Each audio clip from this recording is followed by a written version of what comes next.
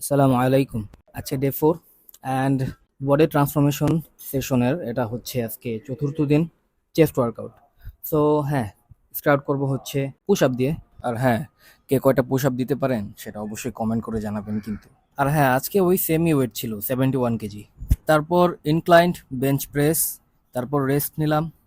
এরপরে আবার হচ্ছে ফ্ল্যাট বেঞ্চ প্রেস।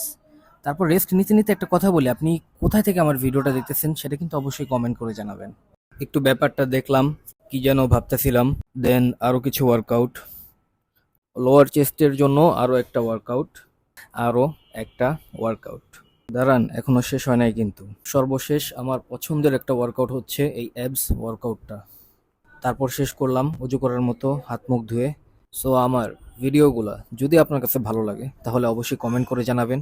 ভিডিওটা অবশ্যই শেয়ার করে রাখবেন যাতে হারায় না যায়। এনাদার নামাজের সাথেই থাকবেন।